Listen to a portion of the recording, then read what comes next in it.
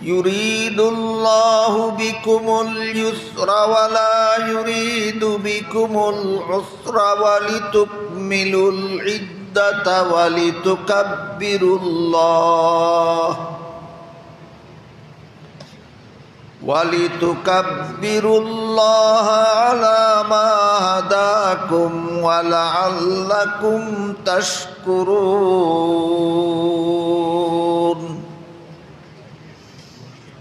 Wa qala Rasulullah sallallahu alaihi wasallam, inna Allaha farada siyama ramadana alaikum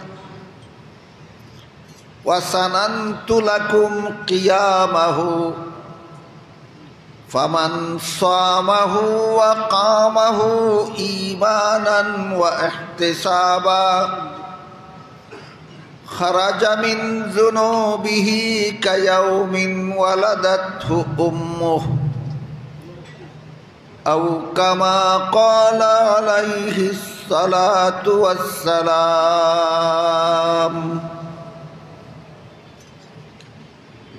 হযরত উলামায়ে কেরাম, মুহতারাম হাজিরিন, গত 2 দিনে যা বলা হয়েছে তার সারমর্ম হল, হাদিস শরীফে রাসূল করিম সাল্লাল্লাহু আলাইহি ওয়াসাল্লাম বলেন, রমজান মাসের দিনের বেলায় রোজা রাখা আল্লাহ তোমাদের জন্য ফরজ করেছেন, আর রাতের বেলায় তারাবিহের নামাজ পড়া আমি রাসূল তোমাদের জন্য সুন্নত করেছি। দিনের বেলার রোজা রাখার ব্যাপারে গত 2 দিন আলোচনা হয়েছে। সারমর্ম হলো, একটা হলো খানা পিনা বর্জন করে রোজা, আর একটা হলো সকল প্রকার গুনাহ বর্জন করে রোজা। খানা পিনা বর্জন করে রোজা রাখলে রোজা না রাখার গুনাহ থেকে বাঁচা যায়, আর সকল প্রকার গুনাহ বর্জন করে রোজা রাখলে জীবনের সব গুনাহ মাফ হয়ে যায়। 2 রকমের রোজা এবং 2 রকমের রোজার ফলাফলটা কি বুঝতে পারলেন? তাই সকল প্রকার গুনাহ বর্জনের মাধ্যমে রোজা রাখলে যে জীবনের সকল গুনাহ মাফ হয়ে যায়, তাই হাদিস শরীফে আল্লাহর রাসূল বলেছেন, এভাবে যারা রোজা রাখে আর রাতের বেলায় তারাবিহের নামাজ পড়ে আল্লাহ তাদের জীবনের সমস্ত গুনাহ মাফ করে দেয়। গত 2 দিনে আনুষঙ্গিকভাবে এই যে রোজা আল্লাহর বিধান, আল্লাহর ফরজ, খানাপিনা বর্জন করে এক রকমের রোজা, সকল প্রকার গুনাহ বর্জন করে আরেক রকমের রোজা। এই রোজা সম্পর্কে কতিপয় মাজার পূজারী বন্ডদের ব্যঙ্গুক্তি, তিরস্কার, মস্কারিমূলক আলোচনা এবং সেইগুলির যুক্তিসম্মত জবাবও আলোচনা হয়েছে। আজকে তারাবিহের নামাজ সম্পর্কে আলোচনা হবে। রাসূল বলেন, দিনের বেলায় নামাজ রোজা রাখা আল্লাহ তোমাদের জন্য ফরজ করেছেন, আর রাতের বেলায় তারাবিহের নামাজ পড়া আমি রাসূল তোমাদের জন্য সুন্নত করেছি।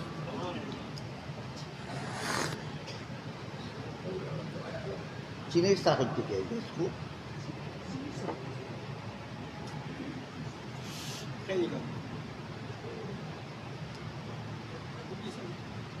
এই তারাবিহের নামাজ রাসূল পড়েছেন নিজে। খুলাফায়ে রাশিদিন তারাবিহের নামাজ পড়েছেন, সাহাবায়ে কেরাম তারাবিহের নামাজ পড়েছেন। এভাবে বিগত প্রায় ১৫০০ বৎসর যাবৎ তারাবিহের নামাজ পড়া মুসলিম উম্মার মধ্যে চালু হয়ে এসেছে।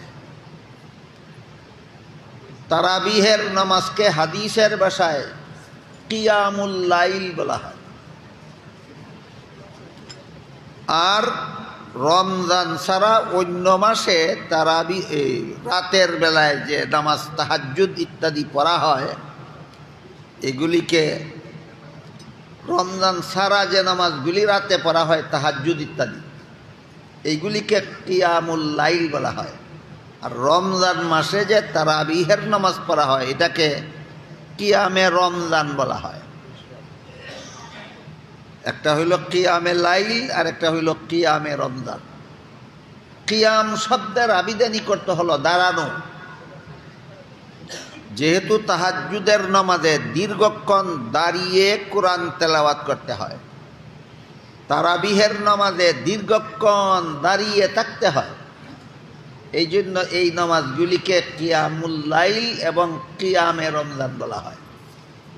মর্ম হলো, হাদিসে যেখানে কিয়ামুল লাইল শব্দ উল্লেখ আছে সেখানে মর্ম হলো 12 মাসের রাতের বেলার নফল নামাজ। আর হাদিসে যখন কিয়ামে রমজান শব্দ ব্যবহার হয় তখন তার অর্থ হবে রমজান মাসে রাতের বেলায় যে দীর্ঘ নামাজে দাঁড়িয়ে থাকতে হয়, অর্থাৎ তারাবিহের নামাজ। কিয়ামুল লাইল বলতে আমরা 12 মাসের রাতের নফল নামাজ বুঝবো, আর কিয়ামে রমজান বলতে আমরা তারাবিহের নামাজ বুঝবো।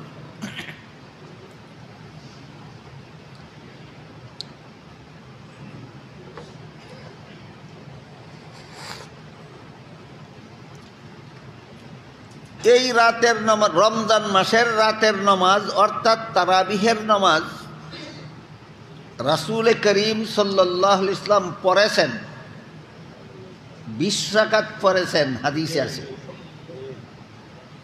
কিন্তু রাসূল করিম সাল্লাল্লাহু আলাইহি ওয়াসাল্লাম রমজান মাসে তারাবিহের 20 রাকাত নামাজ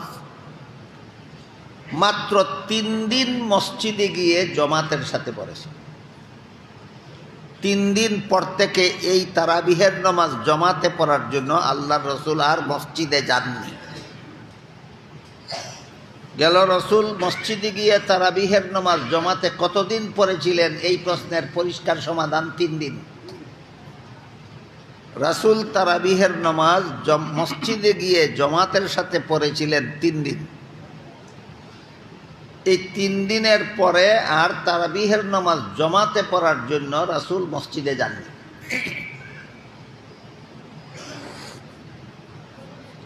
যেহেতু রাসূল আর কখনো মসজিদে তারাবিহের নামাজ জমাতে পড়ার জন্য যাননি, এই জন্য হযরত আবু বকর সিদ্দিক রাদিয়াল্লাহু, রাসূলের ইন্তেকালের পর রাসূলের প্রথম খলিফা হযরত আবু বকর সিদ্দিক রাদিয়াল্লাহু আনহু প্রতিদিন তারাবির নামাজ মসজিদে জমাতের সাথে পড়ার ব্যবস্থা করেননি। কেন করেননি? কারণ রাসূল করেন নাই। যেহেতু রেগুলার তারাবির নামাজ মসজিদে জমাতের সাথে পড়ার ব্যবস্থা রাসূল চালু করেননি, এই জন্য হযরত আবু বকরও এই ব্যবস্থাটা চালু করেননি। আবু বকরের জমানাও রসুলের জমানার মতোই চলে গেল। হযরত আবু বকর সিদ্দিক রাদিয়াল্লাহু আনহুর ইন্তেকালের পরে যখন হযরত উমর ফারুক রাদিয়াল্লাহু আনহু রাসূলের দ্বিতীয় খলিফা মনোনীত হলেন, তখন তিনি রাসূল কেন রেগুলার তারাবির নামাজ মসজিদে জমাতে পড়ার ব্যবস্থা করেননি তার কারণ হাদিস থেকে উদ্ঘাটন করেছেন। এইরকম উদ্ঘাটনটাকেই ইসলামের পরিভাষায় ইজতেহাদ বলা হয়। হাদিস থেকে উমর এটার কারণ উদ্ঘাটন করেছেন, রাসূল কেন রেগুলার তারাবির নামাজ মসজিদে জমাতে পড়লেন না। সেই হাদিসটা হলো, রাসূল বলেন, আমি একদিন তারাবির নামাজ মসজিদে গিয়ে তোমাদের নিয়ে জমাতে পড়লাম, দেখলাম তোমরা আগ্রহের সাথে জমাতে অংশগ্রহণ করেছে। দ্বিতীয় দিন আবার গেলাম, দেখলাম তোমরা আরো বেশি আগ্রহী। তৃতীয় দিন আবার গেলাম, দেখলাম তোমরা তারাবির নামাজ জমাতে পড়ার জন্য এত বেশি আগ্রহী যে এই সমস্ত আগ্রহীদের মসজিদে স্থান সংকলন হয় না, এত বেশি আগ্রহী মুসল্লি। রাসূলের সাথে তারাবি জমাতে পড়ার জন্য মসজিদে অংশগ্রহণ করেছে। তাই রাসূল বলেন, তোমাদের এত বেশি আগ্রহ দেখে আমার মনে একটা আশঙ্কা সৃষ্টি হলো যে তোমরা যেহেতু এতই আগ্রহী তারাবির নামাজ জমাতে পড়ার জন্য, কাজেই তোমাদের আগ্রহের প্রতি লক্ষ্য করে আল্লাহ যদি তারাবির নামাজ রেগুলার জমাতের সাথে পড়া ওয়াজিব করে দেন, তাহলে পরবর্তীতে কেউ যদি কোনোদিন তারাবির জমাতে শরীক হতে না পারে তাহলে সে গুনাহগার হয়ে যাবে। এই জন্য আমি রেগুলার তারাবির নামাজ জমাতে পড়ার ব্যবস্থা করি। আল্লাহ যদি ওয়াজিব করে দেন, এরপরে যদি তোমাদের কারো লঙ্ঘন হয় গুনাহগার হয়ে যাবে। আর আমি নিজে যদি রেগুলার পড়ি না, আল্লাহ ওয়াজিবও করবেন না, আর অগত্যা কোনোদিন তোমরা জমাতে শরীক হতে না পারলে গুনাহগারও হবে না। কাজে আমার উম্মতকে গুনাহ থেকে বাঁচাবার জন্য আমি ব্যবস্থাটা করি নাই।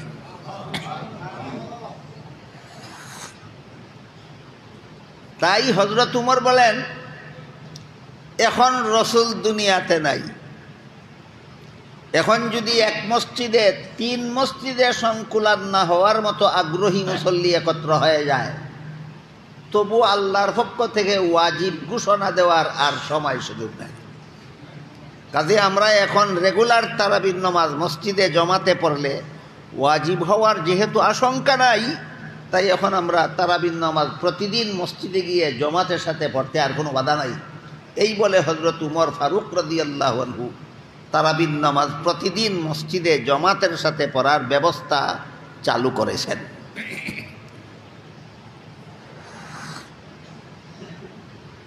এক হাদিসে রাসূল করিম সাল্লাল্লাহু আলাইহি ওয়াসাল্লাম বলেন, আলাইকুম বিসুন্নতি ওয়া সুন্নাতিল খুলাফাইর রাশিদিন আল মাহদিয়্যিন। এর অর্থ হলো, রাসূল বলেন, হে আমার উম্মত মুসলমানেরা, তোমাদের জন্য আমার সুন্নত পালন করা যেমন বাধ্যতামূলক, তেমনিভাবে আমার খুলাফায়ে রাশিদিনের সুন্নত পালন করাও বাধ্যতামূলক। যে সুন্নত রাসূল চালু করে গেছেন সেই সুন্নত পালন করতে উম্মত যেভাবে বাধ্য, রাসূল বলে গেছেন আমার খুলাফায়ে রাশিদিন যদি কোনো সুন্নত চালু করেন সেই সুন্নত পালন করতেও আমার উম্মত বাধ্য। এর উদাহরণ, শুক্রবারে জুমার নামাজের খুতবার আগে যে আজান দেওয়া হয়, এই আজানের ব্যবস্থাটা আল্লাহর রাসূল চালু করে গেছিলেন, যা রাসূলের সুন্নত। পরবর্তীকালে হযরত উসমান রাদিয়াল্লাহু আনহু মিনারায় যে আরেকটা আজান দেওয়া হয়, সেই আজানের পদ্ধতি হযরত উসমান চালু করেছিলেন। কাজেই মিনারার আজানটা হলো উসমানের চালু করা সুন্নত, আর খুতবার আগের আজানটা হলো রাসূলের চালু করা সুন্নত। এবার বলেন আপনারা কোন সুন্নত মানেন, কোন সুন্নত মানেন না? এই কথাটাই হাদিস শরীফে রাসূল বলেছেন যে আমার সুন্নত পালন করতে তোমরা যেভাবে বাধ্য, আমার খুলাফায়ে রাশিদিনের সুন্নত পালন করতে তোমরা সেভাবে বাধ্য। এবার বলতে পারেন খুলাফায়ে রাশিদিনের প্রসিদ্ধ কজন? 4 জন। হযরত আবু বকর সিদ্দিক রাদিয়াল্লাহু আনহু, হযরত উমর ফারুক রাদিয়াল্লাহু আনহু, হযরত উসমান রাদিয়াল্লাহু আনহু, হযরত আলী রাদিয়াল্লাহু।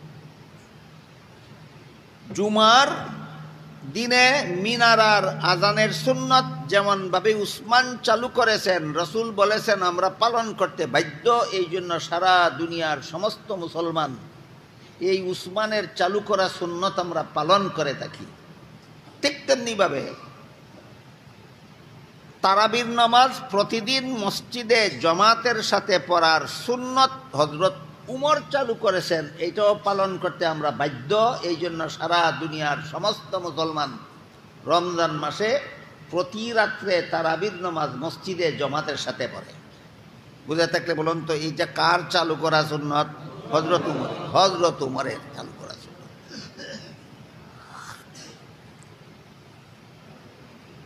বিষয়গুলি একটু গুরুত্বের সাথে শোনা, বোঝা এবং মনে রাখা দরকার। কেন?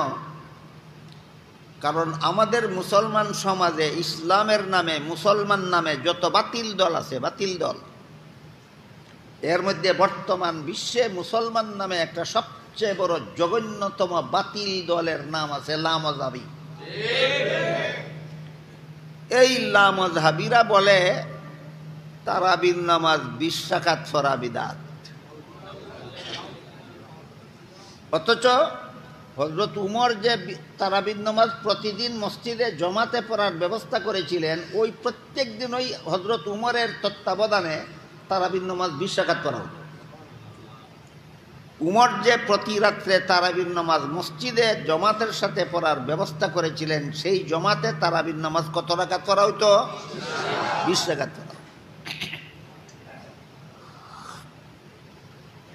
তাহলে 20 রাকাত পড়া যদি বিদআত হয়, তো বিদআতটা হযরত উমরে চালু করেছেন। আপনারা একজন মুসলমান হিসাবে বিশ্বাস করতে পারেন রাসূলের বিশিষ্ট খলিফা একটা বিদআত চালু করে গেছেন? রাসূল বলে গেছেন আমার খুলাফায়ে রাশিদিন বিদআত চালু করবেন না সুন্নাত চালু করবেন? খুলাফায়ে রাশিদিনের চালু করা পদ্ধতিগুলি বিদআত নয়, রাসূল পরিষ্কার ভাষায় সুন্নত বলে গেছেন। উসমান যে সুন্নত, যে ব্যবস্থা, আরেকটা আজানের যে ব্যবস্থা চালু করে গেছেন, রাসূল অগ্রিম বলে গেছেন এটা আমার খুলাফায়ে রাশিদিনের সুন্নত। হযরত উমর ফারুক রাদিয়াল্লাহু আনহু 20 রাকাত তারাবিহের নামাজ মসজিদে জমাতের সাথে পড়ার যে ব্যবস্থা চালু করেছেন, রাসূল অগ্রিম বলে গেছেন এটা আমার খুলাফায়ে রাশিদিনের সুন্নত। সুন্নতকে বিদআত বলা আর বিদআতকে সুন্নত বলা, লামাযহাবীদের যত কুস্বভাব আছে এর মধ্যে একটা জঘন্যতম কুস্বভাব। সুন্নতকে বিদআত বলা লামাযহাবীদের একটা জঘন্যতম কুস্বভাব, আর বিদআতকে সুন্নত বলা এটাও লামাযহাবীদের একটা জঘন্যতম কুস্বভাব। এজন্য তারাবির নামাজ 20 রাকাত কিভাবে প্রমাণিত হলো এটা একটু আমাদের আলোচনার মাধ্যমে বোঝা দরকার। তারাবির নামাজ কত রাকাত এবং কিভাবে চালু হইল, এই ব্যাপারে যে হাদিসে আছে আল্লাহ রসুল 3 দিন মসজিদে গিয়া তারাবির নামাজ জমাতে পড়েছিলেন, সেই হাদিসে রাসূল তারাবির নামাজ কত রাকাত পড়েছিলেন রাকাতের সংখ্যা উল্লেখ নাই। একটু আগে যে বললাম যে রাসূল 3 রাত্রে তারাবির নামাজ মসজিদে গিয়া জমাতে পড়েছেন, এটা হাদিসে উল্লেখ আছে, কিন্তু এই হাদিসে উল্লেখ নাই রাসূল কত রাকাত পড়েছিলেন তারাবি। অন্য একটা হাদিসে উল্লেখ আছে, যেই হাদিসটা পৃথিবী বিখ্যাত হাদিসের কিতাব মুসান্নাফে ইবনে আবি শাইবা নামক হাদিসের কিতাবে উল্লেখ আছে। রাসূল করিম সাল্লাল্লাহু আলাইহি ওয়াসাল্লাম রমজান মাসে ওই যে রাতের নামাজ কিয়ামুল লাইল, কিয়ামে রমজান, রমজান মাসে আল্লাহ রসুল এশা এবং ফজরের মধ্যবর্তী সময়ে যে নামাজগুলি পড়তেন, এই নামাজগুলি বিতির সহ 23 রাকাত পড়তেন। রমজান মাসে রাতের নামাজগুলি আল্লাহ রসুল বিতির সহ 23 রাকাত। এবার বলুন, রাসূলের পড়া 23 রাকাত থেকে বিতিরের 3 রাকাত আলাদা করলে কত রাকাত থাকে? এই 20 রাকাত হইল তারাবি। মুসান্নাফে ইবনে আবি শাইবা নামক হাদিসের কিতাবে উল্লেখ আছে রাসূল তারাবি পড়তেন 20 রাকাত, বিতির পড়তেন 3 রাকাত। তারাবি পড়তেন 20 রাকাত, বিতির পড়তেন 3 রাকাত।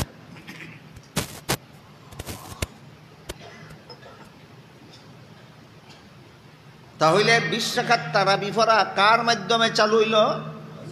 রাসূলের মাধ্যমে চালু।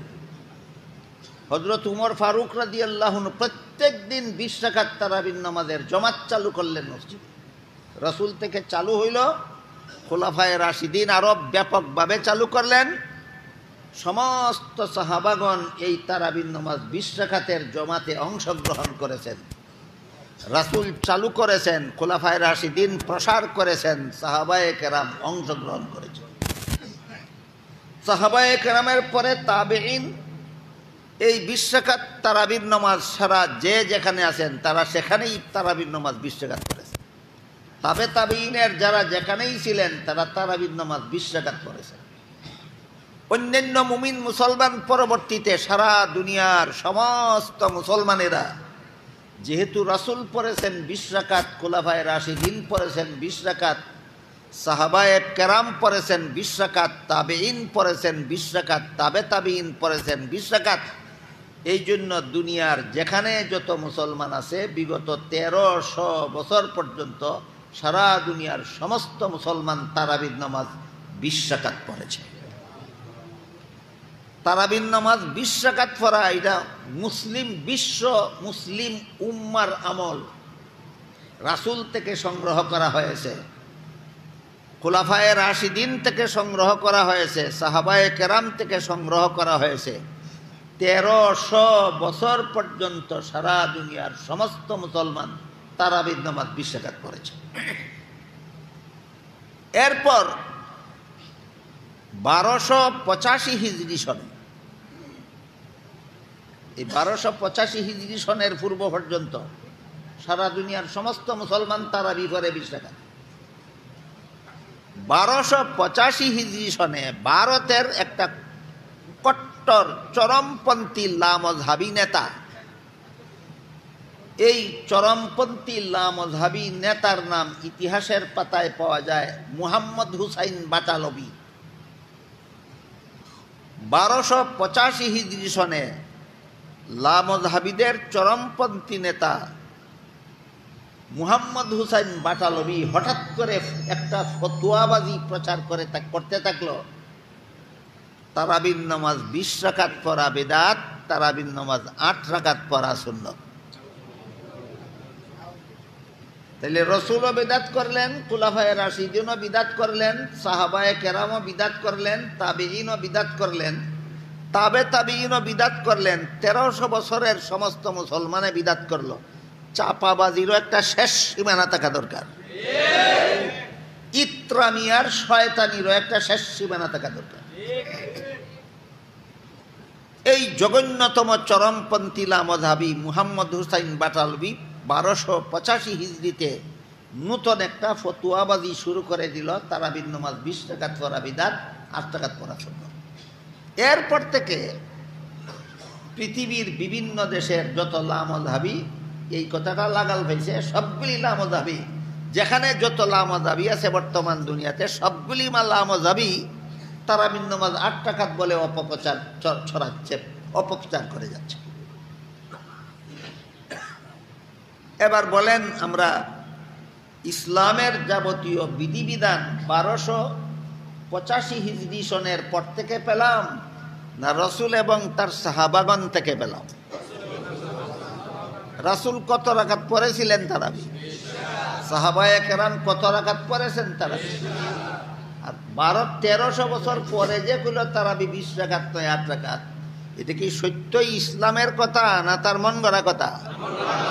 এটা ইসলামের কথা নয়, এটা তার মন গড়া কথা। এই জন্য ইসলামের কথা মতো তারাবির নামাজ কমপক্ষে 20 রাকাত। বেশি যদি কেউ পড়তে চায় অনুমতি আছে, কম পড়ার অনুমতি নেই। তারাবির নামাজ কমপক্ষে 20 রাকাত। হযরত উমর যে 20 রাকাত চালু করলেন, যে একেবারে সর্বনিম্নতম সংখ্যাটা চালু করলেন, যেন সমস্ত মুসলমানে স্বাচ্ছন্দ্যে এটা আদায় করতে পারে, অংশগ্রহণ করতে পারে। তো তারাবির নামাজ কমপক্ষে 20 রাকাত, এটা এর উপর মুসলিম উম্মাহ একমত। সারা দুনিয়ার সমস্ত মুসলমানগণ এই কথার উপর একমত যে তারাবির নামাজের রাকাত সংখ্যা কমপক্ষে 20 রাকাত। হঠাৎ করে যে 1285 হিজরি সনে চরমপন্থী লামজহাবি নেতা মুহাম্মদ হুসাইন বাটালবি বলে দিল তারাবির নামাজ 20 রাকাত পড়া বেদাত, একটা কথা। আর একটা হইল 8 রাকাত পড়া সুন্নাত। এই যে বলল তারাবির নামাজ 20 রাকাত পড়া বেদাত, এই কথাটা মেনে নিলে রাসূল, খুলাফায়ে রাশিদিন, সাহাবায়ে কেরাম, তাবেঈন, তাবে তাবেঈন সহ 1300 বছরের সমস্ত মুসলমানদেরকে বেদাতি গণ্য করতে হয়। এটাই একথার জ্বলন্ত প্রমাণ যে এরা দলটাও বাতিল, এদের কাজও বাতিল, এদের কথাবার্তাও বাতিল। লামজাবিদের দলটাও বাতিল, এদের কার্যকলাপও বাতিল, এদের কথাবার্তাও বাতিল। আরেকটা কথা যে বলল তারাবির নামাজ 8 রাকাত পড়া সুন্নত, এই কথাটা আজকাল অনেকে ধরে রাখছে। অনেক লামাযহাবী অশিক্ষিতরাও 8 রাকাত তারাবির নামাজ পড়া সুন্নত এই ভ্রান্ত মতবাদটা ধরে রাখছে। এরা কোরআন হাদিস যে কিতাবের রিডিং পড়তে জানোস না, এটা রেফারেন্স কেন, ইত্রামি করস কেন? এই কথা বললে তখন বলে আমি বাংলা বুখারীতে পাইছি। এবার আপনারাই যে হাদিসটাকে এরা দলিল হিসাবে ব্যবহার করে, এই হাদিসটা হলো বুখারী শরীফের এক হাদিসে উল্লেখ আছে আল্লাহ রসুল, এই যে আগে বলছিলাম রাতের নামাজ, এশার পরে আর ফজরের আগে রসুল যে নামাজগুলি পড়তেন এইগুলিকেই হাদিসের ভাষায় রাতের নামাজ সালাতুল লাইল বলা হয়, কিয়ামুল লাইল বলা হয়। বুখারী শরীফের হাদিসটা হইল রসুল রাতের নামাজ বিতির সহ 11 রাকাত পড়তেন।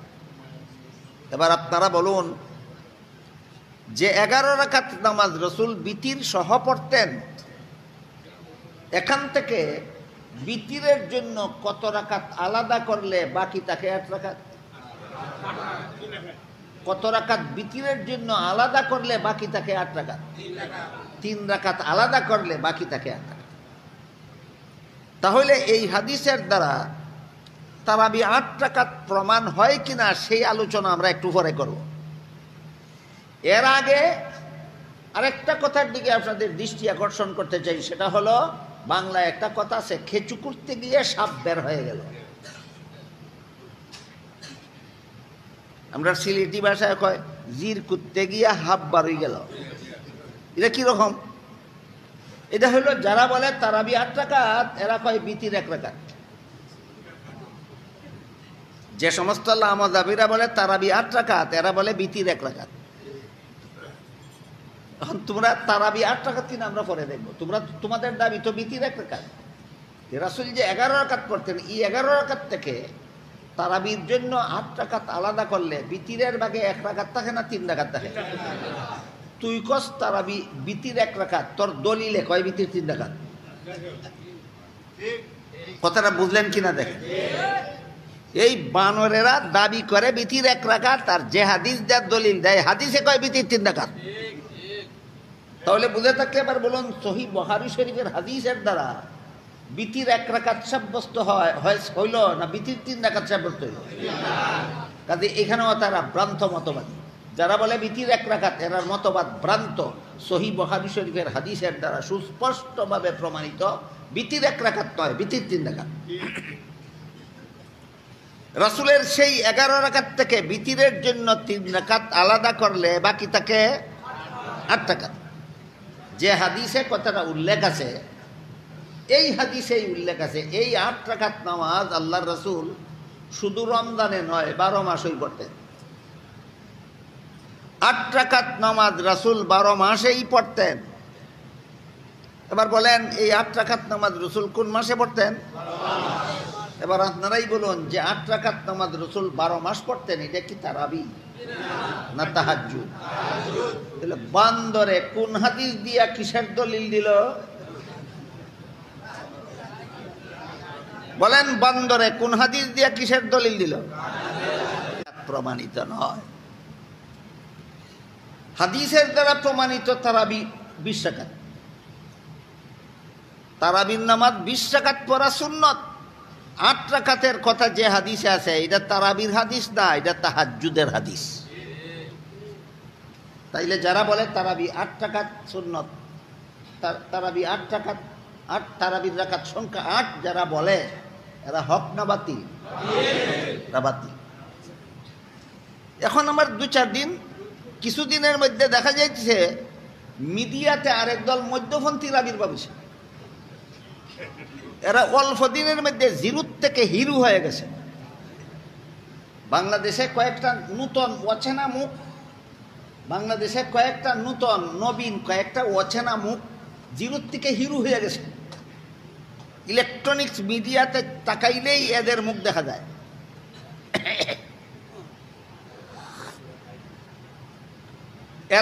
এরা বলতেছে কি, এই কয়েকটা মুখের থেকে আমি মিডিয়াতে শুনছি, এরা বলতেছে কি, তারাবির নামাজ 20 রাকাত পড়লেও চলে, 8 রাকাত পড়লেও দোষ নাই। 20 রাকাত পড়লেও চলে, 8 রাকাত পড়লেও দোষ নাই। এটারে আমরা সিলেটি ভাষা কয় তুমি দেখি জামাইর মাও কন্যার মাও কিতা কয় তুমি দেখি জামাইর মাও কন্যার মাও তুমি দেখি সুন্নতের মাও বিদাতের মাও তারাবির নামাজ 20 রাকাত পড়া সুন্নত 8 রাকাত তারাবি নামে পড়া বিদাত 8 রাকাত তারাবির নামে 8 রাকাত পড়া কাজী যে বলে 20 রাকাত পড়লেও চলে 8 রাকাত পড়লেও চলে সে এই কথাই বুঝাইতে চায় যে উম্মতের সুন্নত আমল করলেও চলে বিদাত আমল করলেও চলে কার কার মা এটা জামার মা ও কন্যার মা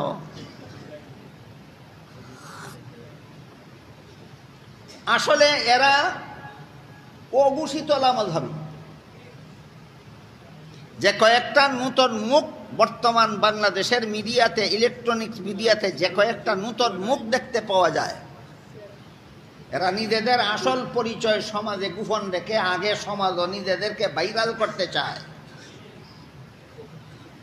এই কারণে যদি বলে তারাবির নামাজ 8 রাকাত সুন্নত ধরা খাইব এরা যে লামাযহাবী এই কারণে সমাজের কাছে ধরা খাওয়ার থেকে দুষ্টামি কইরা নিজেদের আত্মগোপন করার জন্য বলে 20 রাকাত পড়লেও চলে 8 রাকাত পড়লেও দোষ নাই 20 রাকাত পড়লেও চলে 8 রাকাত পড়লেও দোষ নাই ওইগুলি তো প্রকাশ্য বান্দর এগুলি গোপন বান্দর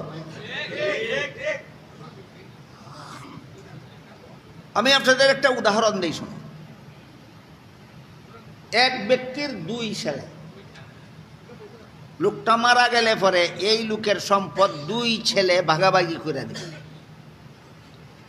সম্পদ রেখে গেল 20 বিঘা 20 বিঘা সম্পত্তি রেখে 2 ছেলে উত্তরাধিকারী রেখে লোকটা মারা গেল কত বিঘা জমিন রেখে মরল 20 বিঘা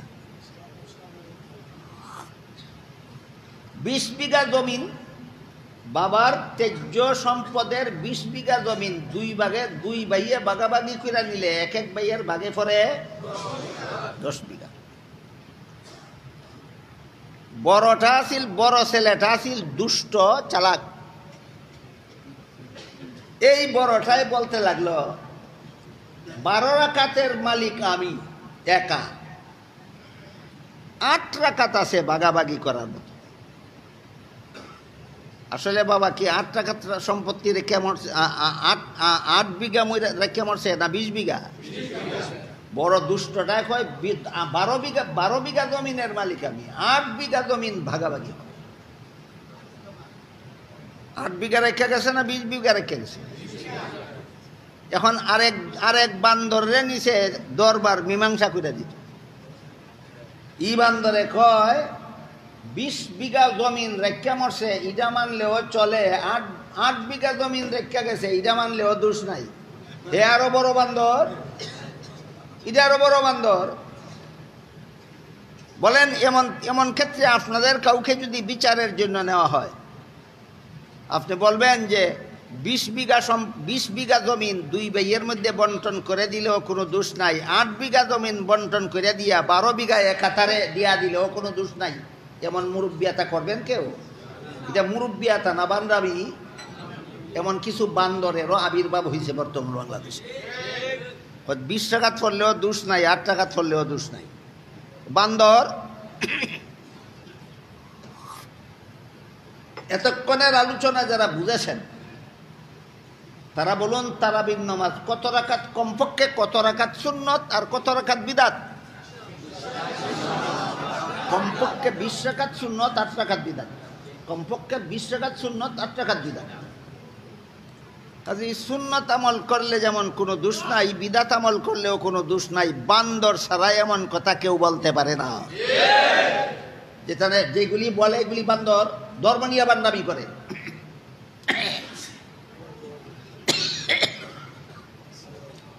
গেল তারাবির রাকাত সংখ্যার ব্যাপার যেখান থেকে তারাবির রাকাত সংখ্যার আলোচনা শুরু হয়েছে সেটা হলো মুসান্নাফে ইবনে আবি শাইবা নামক হাদিসের কিতাবে উল্লেখ আছে আল্লাহর রাসূল রমজান মাসে বিতির সহ 23 রাকাত পড়তেন কাজেই এই 23 রাকাত থেকে বিতিরের জন্য 3 রাকাত আলাদা করলে তাকে 20 রাকাত এই হাদিসটা সরাসরি এই সমস্ত বান্দরেরার বিরুদ্ধে যায়, লামাযাবি বানরদের বিরুদ্ধে যায়। পরিষ্কার হাদিসের দ্বারা প্রমাণিত। আল্লাহ রসুল 3 রাকাত বিতির পড়ছেন, 20 রাকাত তারাবি পড়ছেন। 3 রাকাত বিতির পড়ছেন, 20 রাকাত তারাবি পড়ছেন। উভয়টা কথা লামাযাবিদের ভ্রান্ত মতবাদের বিরুদ্ধে যায়। কি বলেন? পক্ষে যায় না বিরুদ্ধে যায়? এদের আর একটা বদ অভ্যাস আছে, যখন ওই দেখে হাদিস এদের বিরুদ্ধে যায় তখন ওই জটপট বলে ফেলে হাদিসটা জয়ীফ মানি না। এটা এদের আর একটা বদ খাসলত, একটা বদ অভ্যাস, হাদিসটা জয়ীফ মানি না। এই ব্যাপারে আমার কিছু কথা আছে। আপনারা এখানে যারা আলেম সারা যারা বসা আছেন, আপনারা বলতে পারবেন না, একটু সময় নীরব থাকুন। যে সমস্ত উলামায়ে কেরাম এখানে উপস্থিত আছেন, আপনারা সকলের কাছে আমি অনুরোধ করে বলবো, আল্লাহ রসুল বর্তমান দুনিয়ার মুসলমান উম্মতের হাতে প্রায় 10 লক্ষ হাদিস রেখে গেছেন। বর্তমান দুনিয়ার মুসলমান উম্মতের কাছে রসুলের রেখে দেওয়া হাদিসের সংখ্যা আছে প্রায় 10 লক্ষ। এর মধ্যে কোনো একটা হাদিসে কি আল্লাহর রাসূল বলেছেন যে আমার এই হাদিসটা সহি আর ওই হাদিসটা জয়ীফ? তাহলে হাদিস সহি আর হাদিস জয়ীফ এটা তো তোমাদের কথা, রসুলের কথা নয়। তোমরা না বলে রসুলের কথা ছাড়া অন্য কারো কথা মানো না। এই বান্দর এখন মানলে কেন? বুঝেন নাই ব্যাপারটা? এদের দাবি হইল আমরা রসুলের কথা মানি, রসুলের পরবর্তী কোনো মানুষের কথা মানি না।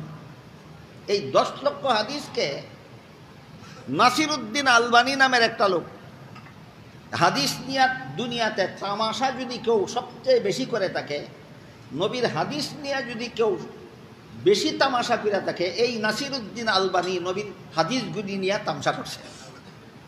নবীর সমস্ত হাদিসকে 2 ভাগে বিভক্ত করেছে। এক প্রকার হাদিসকে বলে দিয়েছে এই সবগুলি হাদিস জয়ীফ, আর এক প্রকার হাদিসকে বলে দিয়েছে সবগুলি হাদিস সহিহ। এবার আমি আপনাদের জিজ্ঞাসা করতে চাই, রাসূলের সমস্ত হাদিসকে 2 ভাগ করে, এক প্রকার হাদিসকে জয়ীফ আর এক প্রকার হাদিসকে সহিহ রাসূল বলেছেন না নাসিরউদ্দিন আলবানী বলেছেন?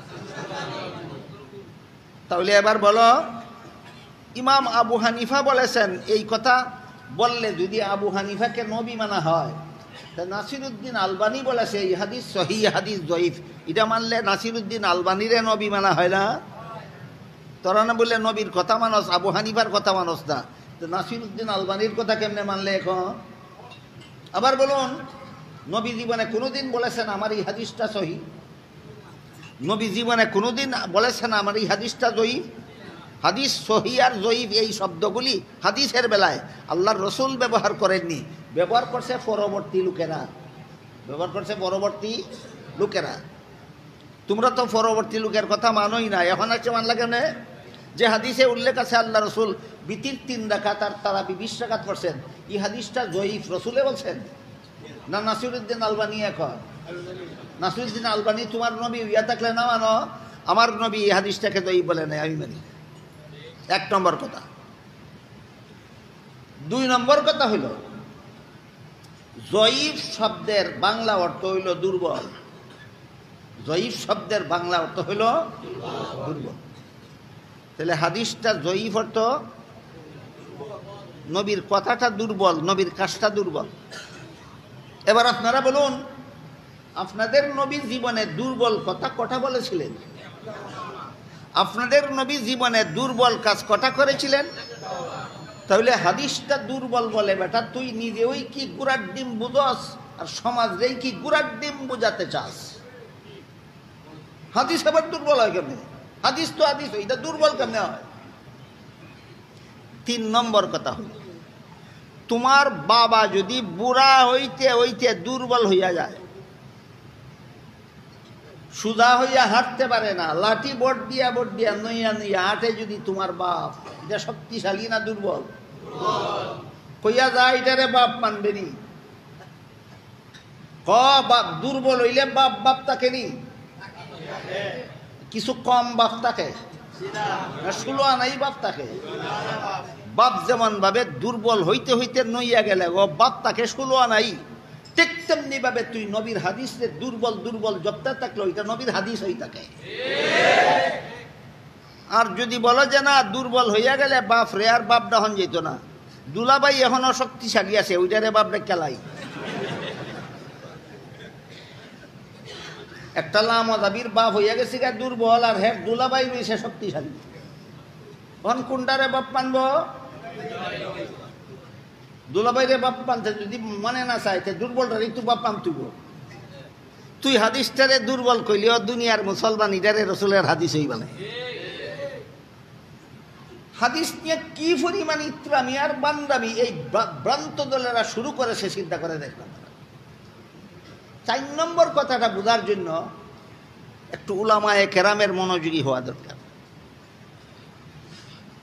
কিছু হাদিসের বর্ণনাকারী যোগ্যতার মধ্যে দুর্বলতা আছে, যোগ্যতা দুর্বল। এই ধরনের দুর্বল যোগ্যতা সম্পন্ন বর্ণনাকারীদের বর্ণিত হাদিসকে ইলমে হাদিসের পরিভাষায় জয়ীফ হাদিস বলা হয়।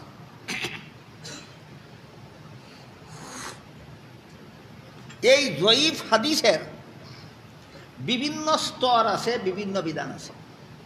এর মধ্যে আজকের মতো একটা স্তরের কথা বলি, একটা বিধানের কথা বলি। একটা হাদিস রসুল থেকে একজন সাহাবী বর্ণনা করলেন, সাহাবীর থেকে একজন তাবিঈ বর্ণনা করলেন, তাবিঈর থেকে একজন তাবে তাবিঈ বর্ণনা করলেন, তাবে তাবিঈর থেকে আরেকজন ছাত্র বর্ণনা করলেন, ওই ছাত্র থেকে তার ছাত্র, তার ছাত্র থেকে তার ছাত্র। এইভাবে বর্ণনা সূত্রেই নবীর হাদিসগুলি সর্বযুগের উম্মতের হাতে পৌঁছে।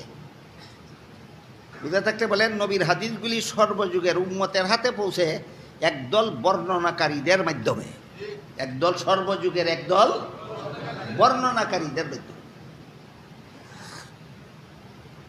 রসুল থেকে প্রথমে বর্ণনা করেছেন একজন সাহাবী, দ্বিতীয় পর্যায়ে বর্ণনা করেছেন একজন তাবিঈ, তৃতীয় পর্যায়ে বর্ণনা করেছেন একজন তাবে তাবি, তাবে তাবির থেকে বর্ণনা করেছেন, চতুর্থ পর্যায়ে বর্ণনা করেছেন তার একজন ছাত্র, তার একজন ছাত্র থেকে পঞ্চম পর্যায়ে বর্ণনা করেছেন আরেকজন ছাত্র।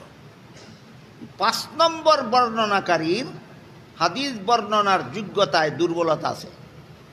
ধরে নেন একটা কথা, কত নম্বর বর্ণনাকারীর যোগ্যতায় দুর্বলতা? এই 5 নম্বর বর্ণনা দুর্বল বর্ণনাকারীর কাছে হাদিসটা পৌঁছার আগেই যদি সারা দুনিয়ার মুসলমানেরা হাদিসটা আমল করা শুরু করে দেয়, বলেন দুর্বল বর্ণনাকারীর কাছে পৌঁছার পরে না আগে? আগেই যদি সারা দুনিয়ার মুসলমান হাদিসটা আমল করা শুরু করে দেয়, তাহলে পরবর্তীকালে কোনো দুর্বলের চেয়ে দুর্বল বর্ণনাকারী এই হাদিস বর্ণনা করলেও ইলমে হাদিসের পরিভাষায় হাদিসটা আর জয়ীফ থাকে না, হাদিস সহি মুতাওয়াতিরের পর্যায়ে পৌঁছে যায়। সুতরাং যে হাদিসে উল্লেখ আছে রাসূল করিম সাল্লাল্লাহু আলাইহি ওয়াসাল্লাম তারাবি 3 রাকাত আর তারাবি 20 রাকাত পড়েছেন, এই হাদিসটা জয়ীফ নয়, দুর্বল নয়, সহি মুতাওয়াতির হাদিসের দ্বারা সাব্যস্ত হয়েছে। বিতির 3 রাকাত, তারাবি 20 রাকাত, বিতির 3 রাকাত, তারাবি 20 রাকাত। সাহাবায়ে কেরাম হযরত উমর যখন 20 রাকাত তারাবির নামাজ চালু করেছিলেন, তখন কি এই হাদিসের বর্ণনাকারী কোনো বর্ণনাকারী যোগ্যতায় দুর্বল ছিল?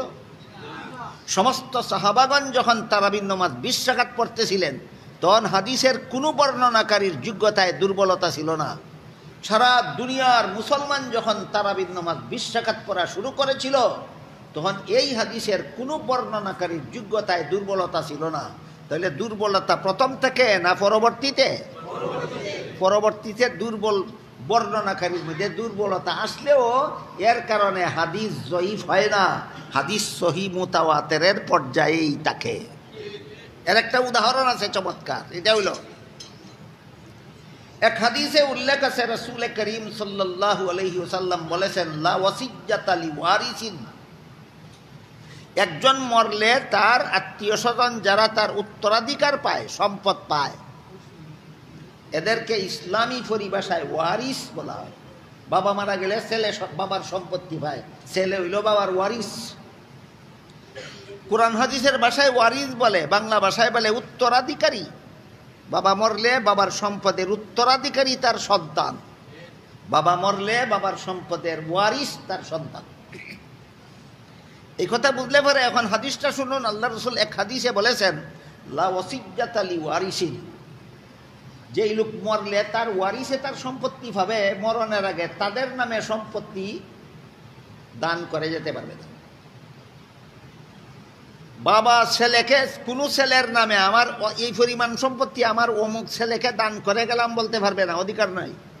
কারণ সে তুমি মরলে উত্তরাধিকার পাবে, তার নামে দান চলবে না। যে উত্তরাধিকার পাবে না তার নামে দান চলে। কথা বুঝলেন কিনা? এই যে হাদিসটা, লা ওয়াসিয়্যাত লি ওয়ারিসিন, ওয়ারিসের নামে সম্পত্তি ওসিয়ত করলে, দান করলে এটা গ্রহণযোগ্য হবে না। এই হাদিসটাও জয়ীফ, এটারও বর্ণনাকারী দুর্বল যোগ্যতায়। কিন্তু এই হাদিসের বর্ণনাকারীদের মধ্যে দুর্বল যোগ্যতা সম্পন্ন বর্ণনাকারী যুক্ত হওয়ার আগের থেকেই সারা দুনিয়ার সমস্ত মুসলমান এই হাদিসটা আমল করা শুরু করে দিয়েছে। আমার কথাগুলি বুঝে থাকলে বলুন, যে এই হাদিসটা সারা দুনিয়ার মুসলমান ঐক্যবদ্ধভাবে আমল করা শুরু করে দিয়েছে, পরবর্তীকালে এই হাদিসের কোনো বর্ণনাকারীর যোগ্যতায় দুর্বলতা আসলে এই দুর্বলতা গ্রহণযোগ্য থাকে না। এইরকমই 20 রাকাত তারাবির নামাজের হাদিসটা মুসান্নাফে ইবনে আবি শায়বা নামক হাদিসের কিতাবে যে উল্লেখ আছে, রাসূল বিতির 3 রাকাত তারাবি 20 রাকাত পড়তেন। এই হাদিসের বর্ণনাকারীদের মধ্যে যেই বর্ণনাকারীটার যোগ্যতায় দুর্বলতা আছে, এই বর্ণনাকারী এই হাদিস বর্ণনায় যুক্ত হওয়ার আগের থেকেই সারা দুনিয়ার সমস্ত মুসলমান আমল করা শুরু করে দিয়েছে। সুতরাং এই হাদিসকে আর জয়ীফ জয়ীফ জয়ীফ বলতে বলতে মুখে ফেনা তুললেও এটা আর জয়ীফ হাদিসের পর্যায়ে থাকে না, এটা সহিহ মুতাওয়াতির হয়ে যায়।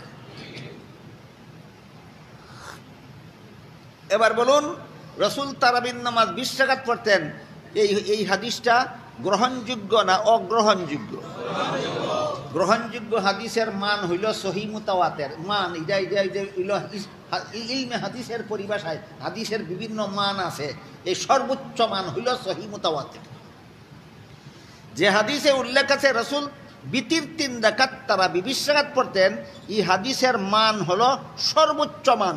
এই সর্বোচ্চ মানকে ইলমে হাদিসের পরিভাষায় বলে সহিহ মুতাওয়াতির। সুতরাং তারাবির নামাজ 20 রাকাত সহিহ মুতাওয়াতির হাদিসের দ্বারা প্রমাণিত। এটাকে দৈব বলে উড়িয়ে দেওয়ার মতো ইত্রামি করার সুযোগ নাই। গেল তারাবির নামাজের রাকাত সংখ্যা নিয়ে আলোচনা। এবার আর একটা আলোচনা আমাদের বর্তমান যুগে, এগুলি আমাদের যুগের ফিতনা। এই ফিতনাগুলির থেকে নিজেদের ঈমান আমল হেফাজতের জন্য দলিল ভিত্তিক আলোচনার দরকার। এই জন্য আমি কিছু দলিলের আলোচনা করলাম আজকে। যদিও আপনারা যারা আলেম নন, আপনাদের জন্য বোঝা একটু কঠিন হতে পারে, তারপরও এটা জরুরি। দলিলের আলোচনা ছাড়া ফিতনা দমন করা সম্ভব না। তারাবির নামাজ 20 রাকাত না পরে 8 রাকাত পড়াকে সুন্নত বলা, অথবা 8 রাকাত পড়লেও চলে বলা, এটা এই যুগের একটা ফিতনা। এই ফিতনাবাদরা হলো লামাযাবি, যারা নিজেদের পরিচয় গোপন রেখে বলে 20 রাকাত পড়া ভালো, 8 রাকাত পড়লেও চলে। এরা হলো গোপন ফিতনাবাজ, এরা গোপন লামাযাবি। এরা আত্মপরিচয় এখনো প্রকাশ করতে চায় না, সমাজে নূতন মুখ জিরুত থেকে হিরো হয়ে ভাইরাল হওয়ার জন্য। এইরকম আর একটা ফিতনা আমাদের বর্তমান সমাজে চালু হয়েছে, সেটাও তারাবির নামাজকে কেন্দ্র করেই শুরু হয়েছে। সেটা হলো রমজান মাস আসলে পরে পুরুষরা মসজিদে যখন জমাতে তারাবির নামাজ পড়ার জন্য চলে যায়, মহিলারাও অনেক মহিলাও এক বাড়ির থেকে আরেক বাড়ি, আরেক বাড়ির থেকে আরেক বাড়ি তারাবির নামাজ জমাতে পড়ার জন্য চলে যায়। তারাবির নামাজকে 8 রাকাত বলা যেমন বিদআত, তারাবির নামাজকে জমাতে পড়ার জন্য মহিলাদের এক বাড়ি থেকে আরেক বাড়িতে যাওয়া তেমন বিদআত। এই আরেক বিদআত, এক বিদআত পুরুষরা চালু করতেছে, আরেক বিদআত মহিলারা চালু করতেছে। এই জন্য মহিলাদের জমাতে নামাজ পড়া সম্পর্কেও একটু দলিল ভিত্তিক আলোচনা হওয়া দরকার। সাথে সাথে যুক্তিটাও আমি আপনাদেরকে বলে দিতে চাই। মহিলাদের কোনো নামাজের জমাতে শরিক না হওয়ার দলিল কি, কোনো নামাজের জমাতে শরিক না হওয়ার যুক্তি কি, দলিলটাও আপনাদের বোঝা দরকার, যুক্তিটাও বোঝা দরকার। দলিল আলেমদের জন্য আর যুক্তিটা যারা আলেম নন তাদের জন্য। হাদিস শরীফে রাসূল করিম সাল্লাল্লাহু আলাইহি ওয়াসাল্লাম বলেন, খায়রু মাসাজিদিন নিসায়ে কারু বুয়ুতিহিন্না। এর অর্থ হলো মহিলাদের শ্রেষ্ঠ মসজিদ তাদের ঘরের কোণা। হাদিসের রিডিংটা আলেম ছাড়া অন্যরা স্মরণ রাখতে পারবেন না, অর্থটা সবাই মনে রাখবেন। রাসূল বলেছেন মহিলাদের ঘরের কোণা তাদের শ্রেষ্ঠ মসজিদ, মহিলাদের ঘরের কোণা তাদের শ্রেষ্ঠ মসজিদ। এই জন্যই পুরুষদের এতেকাফ করতে হয় মহল্লার মসজিদে, আর মহিলাদের এতেকাফ করতে হয় বন্দর বাজার জামে মসজিদে, না ঘরের কোণায়। আপনারা ঘরের কোণায় এতেকাফ করেন না কেন? ওইটা আপনাদের মসজিদ না। দেখুন আমার কথা বুঝেন কিনা, আপনারা ঘরের কোণায় এতেকাফ করেন না কেন? যা আপনাদের মসজিদ না। মহিলারা মসজিদে না গিয়ে ঘরের কোণায় এতেকাফ করে কেন? ওইটা তাদের মসজিদ। ক্লিয়ার হইল কথা? মহল্লার মসজিদ হইল পুরুষের মসজিদ, আর বসবাসের ঘরের কোণা হইল মহিলাদের মসজিদ। এই জন্য আল্লাহ রসুল বলেছেন খায়রু মাসাজিদিন নিসায়ে কারু বুয়ুতিহিন্না, মহিলাদের শ্রেষ্ঠ মসজিদ তাদের ঘরের কোণা। তাহলে মসজিদে গিয়া জমাতে নামাজ পড়া পুরুষের জন্য সুন্নত, ঘরের কোণায় একা নামাজ পড়া মহিলাদের জন্য সুন্নত। উভয়ের একরকম সুন্নত না? নারী পুরুষের সুন্নত দুই রকম। পুরুষের জন্য মসজিদে গিয়ে জমাতে নামাজ পড়া সুন্নত, মহিলাদের জন্য ঘরের কোণায় একা পড়া সুন্নত। এ মর্মে একটা হাদিস আছে বড় চমৎকার। হাদিসটা হলো,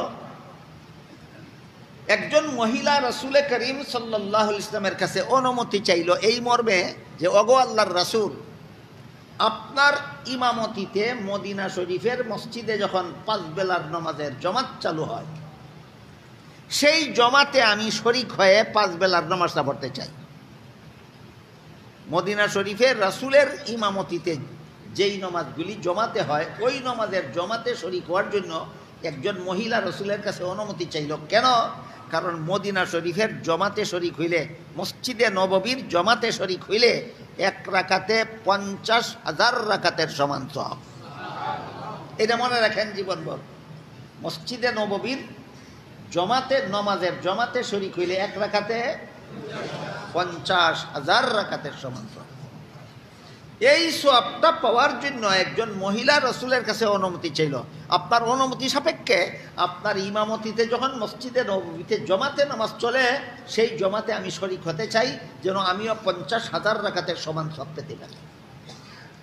রাসূল করিম সাল্লাল্লাহু আলাইহি ওয়াসাল্লাম তাকে অনুমতি না দিয়া বলে দিলেন, এই পরিমাণ সওয়াবই তুমি ঘরের কোণায় একা পড়লে পাবে। পুরুষ মসজিদের জমাতে নামাজ পড়লে যেই সওয়াব, রাসূল বলে দিলেন মহিলা ঘরের কোণায় একা নামাজ পড়লে সেই সওয়াব। এই হাদিসে আমরা কি পাইলাম? একটা মহিলা মসজিদে নববীর জমাতে শরিক হইতে চাইছিল, যেই জমাতের ইমাম স্বয়ং রাসূল। শরিক হওয়ার জন্য রাসূলের কাছে অনুমতি চাইছিল, রাসূল অনুমতি দিয়েছিলেন না বারণ করেছিলেন? আজকাল যে সমস্ত মহিলারা তারাবি পড়ার জন্য, তারাবি জমাতে পড়ার জন্য এই মহল্লার থেকে সেই মহল্লায়, এই বাড়ির থেকে সেই বাড়িতে, এই গ্রাম থেকে সেই গ্রামে যায়, এরা রাসূল থেকে বেশি বুঝলো নাকি? রাসূল অনুমতি দেন না, তুমি যাও। বোঝা গেল তুমি বেশি বুঝো, রাসূল কম বুঝেন। তুমি এত বড় পণ্ডিত নি কেন? হাদিস বুঝে থাকলে এবার বলেন, 5 বেলার নামাজ, তারাবিহের নামাজ মসজিদে গিয়া জমাতের সাথে পড়া নারী পুরুষ সকলের জন্য সুন্নত, না শুধু পুরুষের জন্য সুন্নত? মহিলাদের জন্য সুন্নত সম্পূর্ণ বিপরীতটা। ঘরের কোণায় একা পড়া মহিলাদের জন্য সুন্নত, আর মসজিদে গিয়া জমাতে পড়া পুরুষের জন্য সুন্নত। এইরকম নারী পুরুষের আমলের মধ্যে বিভিন্ন পার্থক্য আছে। যেমন জুমআর নামাজ পুরুষের জন্য ফরজ, মহিলাদের জন্য ফরজ নয়। ঈদের নামাজ পুরুষের জন্য ওয়াজিব, মহিলাদের জন্য ওয়াজিব নয়। 5 বেলার নামাজ এবং তারাবিহের নামাজ জামাতের সাথে পড়া পুরুষের জন্য সুন্নত, মহিলাদের জন্য সুন্নত নয়। দলিল ভিত্তিক, হাদিস ভিত্তিক এতক্ষণ যে আলোচনা হইল, এই আলোচনার সারমর্ম হলো 5 বেলা এবং তারাবিহের নামাজ মসজিদে গিয়ে জামাতে পড়া পুরুষের জন্য সুন্নত, ঘরের কোনায় একা পড়া মহিলাদের জন্য সুন্নত। কোনো মহিলা যদি এই মনের শখে ঘরে একা না ফিরে মসজিদে গিয়ে জামাতে শরীক হয়, সুন্নতের খেলাফ নামাজ পড়ল, এই জন্য তার নামাজের সব নষ্ট হবে। ঠিক তেমনিভাবে কোনো পুরুষ যদি শরীয়ত সম্মত কারণ ছাড়া জামাতে শরীক না হইয়া ঘরে একা নামাজ পড়া নেয়, সেও সুন্নতের খেলাফ নামাজ পড়ল, তার নামাজেরও সব নষ্ট হবে। এমন সব নষ্টকে শরীয়তের পরিভাষায় মকরু বলা হয়। পুরুষ একা নামাজ পড়লে মকরু, মহিলা জামাতে শরীক হইলে মকরু। পুরুষে একা নামাজ পড়লে মকরু, মহিলা জামাতে শরীক হইলে মকরু। এখানে একটা সুন্দর একটা বিশ্লেষণ আছে, আপনাদের মনোযোগে শোনা দরকার। পুরুষ যদি মসজিদের জামাতে শরীক না হইয়া ঘরে একা একা নামাজ পড়ে, নামাজ মকরু হবে, সওয়াব নষ্ট হবে। নামাজটা কোনো রকম আদায় হয়ে যাবে, তবে সওয়াব নষ্ট হবে। সওয়াব নষ্ট হইলে দুনিয়ার ক্ষতি না আখিরাতের ক্ষতি? আখিরাতের ক্ষতি হইল, কিন্তু দুনিয়ার সামান্য কিছু উপকার হইল। কি উপকার? মসজিদে আসা যাওয়ার সময় বাঁচল, মসজিদে আসা যাওয়ার কষ্ট থেকে বাঁচল। মসজিদে যদি গাড়ি নিয়ে আসা যাওয়া করতে হয়, তাহলে গাড়ির তেল খরচ বাঁচল। ক্ষতি হইল আখিরাতের, লাভ হইল দুনিয়ার। ক্ষতি হইল আখিরাতের, লাভ হইল দুনিয়ার। এটাকে আমি বলি আম গেলেও সালা রইল। আখিরাতের ক্ষতি হইল আম গেল, দুনিয়ার উপকার হইল সালাটা রইল। কিন্তু মহিলা যদি মসজিদের জামাতে শরীক হতে যায়, সওয়াবও গেল, সময়ও গেল, শ্রমও গেল, তেলের হুইসাও গেল, আমও গেল, সালাও গেল। আমও গেল, সালাও গেল। এটা কেতনা বড় বুদ্ধিমতী মহিলা যে এটার আমও যায়, সালাও যায়, খবর নাই। কথা বুঝলেন কিনা দেখেন। আজকাল এই চরমপন্থী লামাযাবিরা এই সমস্ত মহিলাদেরকে উস্কানি দিছে। কি কইয়া উস্কানি দিছে? হয় নারী পুরুষের নামাজে কোনো ব্যবধান নাই। আল্লাহর রসুল বিভিন্ন হাদিসে বলেছেন ব্যবধান আছে। রাসূল বিভিন্ন হাদিসে বলেছেন পুরুষের নামাজের বিভিন্ন কাজে, মহিলাদের নামাজের বিভিন্ন কাজে ব্যবধান আছে। রসুল বলেন ব্যবধান আছে, লামাযাবিরা কয় ব্যবধান নাই। রসুলের কথা মানলো না রসুলের কথার বিরুদ্ধে বিদ্রোহ করলো? রসুলের কথার বিরুদ্ধে বিদ্রোহ করলেই আহলে হাদিস হয়, আহলে হাদিস হয়। যেহেতু নারী পুরুষের নামাজে কোনো ব্যবধান নাই, এই জন্য পুরুষদেরকে মসজিদে গিয়ে জামাতে নামাজ পড়তে হবে, মহিলাদেরকেও মসজিদে গিয়ে জামাতে নামাজ পড়তে হবে। এই পর্যন্তই কথা শেষ নয়। সবচেয়ে বড় মজার কথা যেটা, এটা হইল লামাযাবিরা বর্তমান যুগের ফিতনাবাজ লামাযাবিরা কয় মহিলাদেরকেও মসজিদে গিয়া জামাতে নামাজ পড়তে হবে, এবং পুরুষের যেভাবে মুখ ঢাকা রাখার কোনো বিধান ইসলামে নাই, মহিলাদেরও চেহারা ঢেকে রাখার কোনো বিধান ইসলামে নাই। সারমর্ম কি দাঁড়াইল? মহিলা মসজিদে যাওয়া লাগবো, মুখ খোলা রাখা লাগবো। মহিলা মসজিদে যাওয়া লাগবো, মুখ কান খোলা রাখা লাগবো। এই না সারমর্ম দাঁড়াইল? তোর মতলবটা কিতাবালা করিয়া হোক।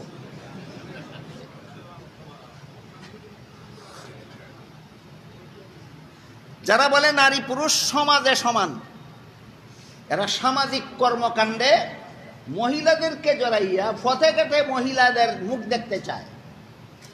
যারা বলে নারী পুরুষ সমাজে সমান, এরা সমাজের কর্মকাণ্ডে মহিলাদেরকে জড়াইয়া পথে ঘাটে মহিলাদের মুখ দেখতে চায়।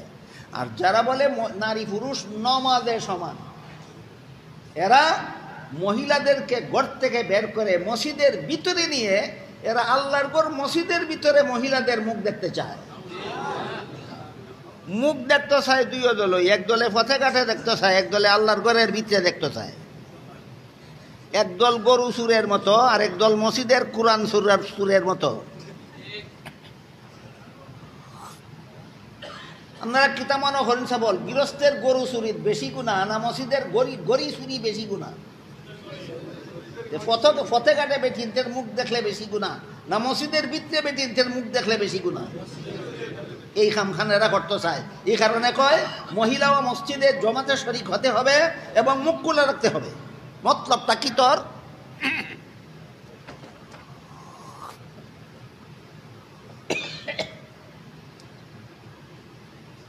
এই সমস্ত ফিতনাবাজ লামাযহাবীরা মহিলাদের মসজিদে আসতে হবে, জমাতে নামাজ পড়তে হবে, মুখ খোলা রাখতে হবে, এই সমস্ত ফিতনাবাদী কথা যারা বলে এরাও নিজেদের ভ্রান্ত দাবির পক্ষে একটা হাদিস দিয়া দলিল পেশ করে। যত বাতিল দল আছে মুসলমানের মধ্যে সব বাতিলে ওই কোরআন হাদিসকে নিজের পক্ষে দলিল হিসাবে ব্যবহার করতে চায়। কেন? সাধারণ মুসলমানকে ধোঁকা দেওয়ার জন্য। এরাও একটা হাদিসকে নিজের পক্ষে দলিল হিসাবে ব্যবহার করতে চায়। এদের দলিলটা কেমন বোঝাবার জন্য আপনাদেরকে একটা উদাহরণ বলি। একজন জানা শোনা চিনা জানা একটা সুর, সমাজের মানুষের জানে এ সুর, আমিও চিনি তারে, আমারেও চিনি। একদিন আমারে কয়, হুজুর সুরের বিরুদ্ধে যখন ওয়াজ করেন তখন তো আর কম করেন না, কিন্তু জান বাঁচানি যে ফরজ এই ওয়াজটা করেন না কেন? কোরআন হাদিসের বিধান মতে তো জান বাঁচানি ফরজ, এই ওয়াজটা করেন না কেন? আমি যত করি, কয় আমি যত চুরি করি জান বাঁচানির লেগেই করি, আমি কোনো কাজ কাম করতে পারি না, চুরি না করলে না খাইয়া মরতে হবে, এই জন্য জান বাঁচানির লেগে চুরি করি। আমি এই জান বাঁচানির ফরজ আদায় করবার লেগে চুরি করি। বলেন সুরের পক্ষেও দলিল দেয়নি কোরআন হাদিস দিয়া? এই মুসলমান নামদারি এমন কোনো বাতিল দল নাই যারা নিজেদের ভ্রান্ত মতবাদের পক্ষে কোরআন হাদিসের দলিল না দেয়। ঠিক তেমনি ভাবে ভ্রান্ত মতবাদী লামাযহাবীরা যে কইল যে মহিলাদের মসজিদে গিয়ে জমাতে নামাজ পড়তে হবে এবং চেহারা খোলা রাখতে হবে, এরাও রসুলের একটা হাদিসকে দলিল হিসাবে ব্যবহার করে। সেই হাদিসটা হলো রাসূল করিম সাল্লাল্লাহু আলাইহি ওয়াসাল্লাম তার সাহাবায়ে কেরামদেরকে বলেছিলেন, তোমাদের কোনো মহিলা যদি মসজিদে গিয়ে জমাতে নামাজ পড়তে চায় তাহলে তাদের বাধা দিও না। এই হলো হাদিসটা।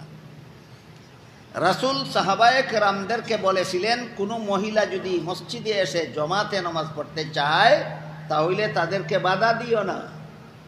এর মানে হইল সুন্নত না অনুমতি আছে? সুন্নত না অনুমতি আছে? অনুমতি আছে। এই হাদিসটাকে লামাযহাবীরা তাদের ভ্রান্ত দাবির পক্ষে দলিল হিসাবে ব্যবহার করে থাকে। অথচ সহিহ বুখারী শরীফে উল্লেখ আছে, নবীর বিবি আয়েশা রাদিয়াল্লাহু তাআলা না বলেন, এই হাদিসটা রাসূল যে পরিবেশের জন্য বলেছিলেন, রাসূল দুনিয়ার থেকে বিদায় হওয়ার পরে সেই পরিবেশ আর নাই। রাসূল দুনিয়ার থেকে বিদায় হওয়ার পরে যে পরিবেশ সমাজে সৃষ্টি হয়েছে, এই পরিবেশটা যদি রাসূল দুনিয়াতে থাকতে দেখতেন তাহলে রাসূল নিজেই নিষেধ করে দিতেন, সাবধান মহিলাদেরকে মসজিদে যেতে দিও না। রাসূল হাদিস বলেছেন, নবীর বিবি আয়েশা হাদিসের ব্যাখ্যা বলেছেন, যে পরিবেশের জন্য রাসূল বলেছিলেন সেই পরিবেশ আর নাই। পরিবেশটা কেমন ছিল যে আপনাদেরকে বোঝাবার জন্য আরেকটা হাদিসের কথা বলছি। রাসূলের যুগে এক ব্যক্তি নূতন মুসলমান হল। নূতন মুসলমান হয়ে রাসূলের কাছে এসে বলল, ওগো আল্লাহর রাসূল, আমি এতদিন বেদিন কাফির ছিলাম, সমাজের প্রচলিত সব রকমের হারাম কাজ আর গুনার কাজে লিপ্ত ছিলাম। এখন আমি কলেমা পড়ে মুসলমান হয়ে গেছি, সব রকমের গুনাহ তওবা করে ছেড়ে দিয়েছি, আর জীবনে কোনো গুনাহ করব না। তবে একটা গুনাহ এমন আছে যা আমি আগেও করতাম, মুসলমান হওয়ার পরেও করতে হবে। কি কয় লোকটা? একটা গুনাহ এমন আছে যা মুসলমান হওয়ার আগেও করতে, মুসলমান হওয়ার পরেও করতে হবে। রাসূল জিজ্ঞাসা করলেন, এইটা কোন গুনাহটা যেটা তুমি মুসলমান হওয়ার আগেও করতে, মুসলমান হওয়ার পরেও করতে হবে? গুনাহটা কোনটা? তিনি বলেন, গুনাহটা হইল জিনার গুনাহ। আমি মুসলমান হওয়ার আগেও জিনা করতাম, মুসলমান হইছি, এখনো জিনা আমার করতে হবে, এটা ছাড়তে পারবো না। রসুল খুব ঠান্ডাভাবে জিজ্ঞাসা করলেন, তুমি যে মুসলমান হওয়ার পরেও জিনা করবে, বলো তো তুমি অন্য লোকের মা বোনের সাথে জিনা করবে না নিজের মা বোনের সাথে জিনা করবে? লোকটা বলে, না হুজুর, আমার নিজের মা বোনের সাথে জিনা করবো না, আমি অন্য লোকের মা বোনের সাথে জিনা করবো। রাসূল আবার ঠান্ডাভাবেই জিজ্ঞাসা করলেন, আচ্ছা তুমি যেহেতু অন্য লোকের মা বোনের সাথে জিনা করবে, তাহলে অন্য লোককে তোমার মা বোনের সাথে জিনা করতে দিবে কিনা বলো? কয় না, এটা দিতাম না, আমার মা বোনের সাথে অন্য লোকরা জিনা করতে দেব না, আমি অন্য লোকের মা বোনের সাথে জিনা করব। রাসূল বলেন, তোমার মা বোনের সাথে অন্য লোকরা জিনা করতে দিবে না কেন?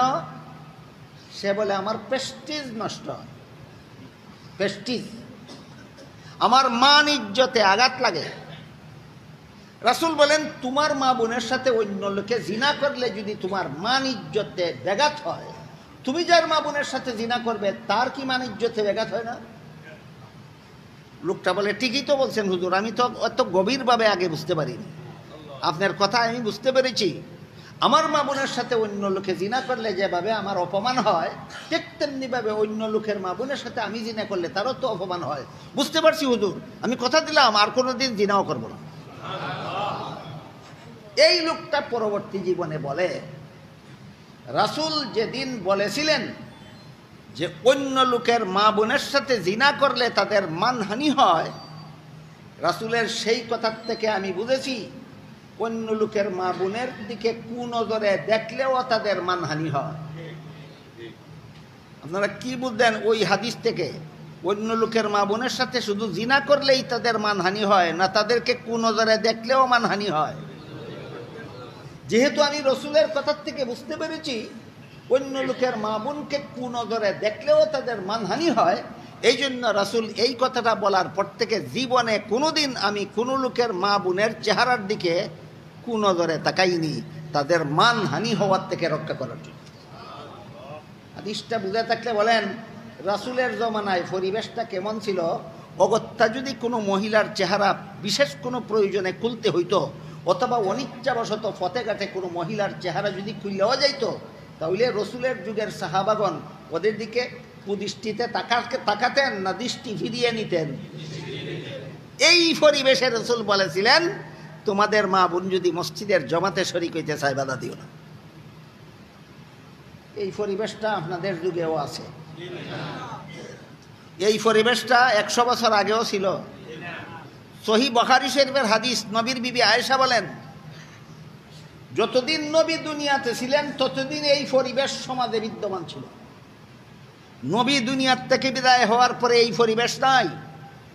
99 জন মুসলমান যদি একটা মহিলার চেহারা খোলা ফাইলেও দেখে না, এর মধ্যে একটা মুসলমান এমন পাওয়া যায় মহিলার চেহারা খোলা ফাইলে দেখতে চায়। এমন পরিবেশ নবীর যুগে ছিল না। এই জন্য নবী বলেছিলেন মহিলারা মসজিদের জমাতে শরীক হতে পারবে। নবীর ইন্তেকালের পরে যেহেতু সমাজে এই পরিবেশ নাই, কাজে এখন থেকে নবীর বিবি আয়েশা বলেন, যেটা বুখারী শরীফের হাদিস, নবীর বিবি আয়েশা বলেন, এখন থেকে নবীর যুগের পরিবেশ ফিরে না আসা পর্যন্ত মহিলাদের জন্য মসজিদে গিয়ে জমাতে শরীক হওয়ার অনুমতি নাই। এবার বুঝে থাকলে বলেন, না মজা বিরাজ যেই হাদিস দিয়া দলিল হইল, দলিল হইল না ভ্রান্ত দলিল? ভ্রান্ত দলিলের একটা উদাহরণ দেই শুনে। এক ব্যক্তি আর এক ব্যক্তিরে জিজ্ঞাসা করে, তোমার নাম কি ভাই? সে কয়, আমার নাম আব্বাস। কি নাম? এ কয়, তাহলে তো তুমি আমার মিতা। তোমার নাম যেহেতু আব্বাস, কাজেই তুমি আমার মিতা। কয়, আমি তোমার মিতা কেমনে হইলাম? তোমার নাম কি আব্বাস? কয়, না, আমার নাম আব্বাস না। তোমার নাম আব্বাস তো আমার নাম আব্বাস, তোমার মিতা কেমনে হইলাম? কয়, আমরা বাড়িতে আছে একটা গাব গাছ, তোমার নাম আব্বাস আর আমার বাড়িতে আছে গাব গাছ, এই কারণে তুমি আমার মিতা। আব্বাসে আর গাব গাছে মিলাইয়া যেমন ভাবে মিতা বানাইছে, ঠিক তেমনি ভাবে অনুমতির হাদিস যে সীমিত, পরে যে অনুমতি নিষিদ্ধ হইয়া গেছে, ওইটারে দিয়া এই বান্দরেরা তাদের ভ্রান্ত মতের দলিল বানাইছে। এবার বুঝে থাকলে বলেন লামাজাবিরা মহিলাদের মসজিদে জমাতে শরীক হওয়ার জন্য যেই হাদিস দেওয়ার দলিল দিয়েছিল নবীর বিবি আয়েশা, বুখারী শরীফের হাদিস কি বলেছেন? নবীর দুনিয়ার থেকে বিদায় হওয়ার পরে সেই পরিবেশ আছে নাই। কাজেই নবীর বিবি আয়েশা বলেন পরবর্তী পরিবেশটা যদি নবী দুনিয়াতে থাকতে দেখতেন, নবী নিজেই নিষেধ করে দিতে যাইতেন মহিলাদেরকে মসজিদে জমাতে যাইতে দিও না। গেল এতক্ষণের দলিলের আলোচনা। এবার যুক্তি। মহিলার পুরুষ মসজিদের জমাতে শরীক হইয়া নামাজ পড়লে যেই সওয়াব, মহিলারা ঘরের কোনায় একা নামাজ পড়লে সেই সওয়াব রাসূল বলেছেন। কেন? কারণটা কি? কারণটা কি? এর কারণ হইল এতক্ষণের আলোচনায় তো আমি আশা করি আপনারা বুঝতে পেরেছেন মসজিদে জমাতে নামাজ পড়া মহিলাদের জন্য সুন্নত না পুরুষের জন্য? মহিলাদের জন্য ঘরে একা নামাজ পড়া সুন্নত। এতটুকু কথা স্মরণ রাখুন, ভুলবেন না। মসজিদে জমাতে নামাজ পড়া পুরুষের জন্য সুন্নত, মহিলাদের জন্য ঘরের কোনায় একা নামাজ পড়া সুন্নত। কাজেই আপনার জন্য যে মসজিদে এসে জমাতে নামাজ পড়া সুন্নত, ধরুন কথার কথা আপনার যদি একটা 6 মাসের শিশু বাচ্চা থাকে, না কোনো মুসলমানের জীবনে কোনোদিন 6 মাসের শিশু বাচ্চা থাকে না। ধরেন কথার কথা এই মুহূর্তে আপনার একটা 6 মাসের শিশু বাচ্চা আছে, আপনি তার বাবা, আপনার জন্য ঘরের কোনায় একা নামাজ পড়া সুন্নত না মসজিদের জমাতে পড়া সুন্নত? এবার বলুন, আপনি যখন বন্দরবাজার জামে মসজিদে তারাবির নামাজ জমাতের সাথে পড়তে যাবেন, আপনার 6 মাসের শিশু বাচ্চাকে কুলে করে নিয়ে যাবেন না ঘরে রেখে যাবেন? এটা আগে সিদ্ধান্ত। ঘরে রাখার প্রস্তাবটা আমি এখনই গ্রহণ করলাম।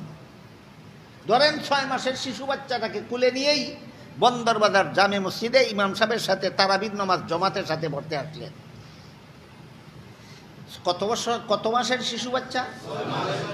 আপনি যখন এশার নামাজ পড়লেন, আপনি যখন তারাবির নামাজ 6 রাকাত, 8 রাকাত, 10 রাকাত, 12 রাকাত পড়লেন, তখন বাচ্চাটাই পেশাব করবে না কোনো গ্যারান্টি আছে?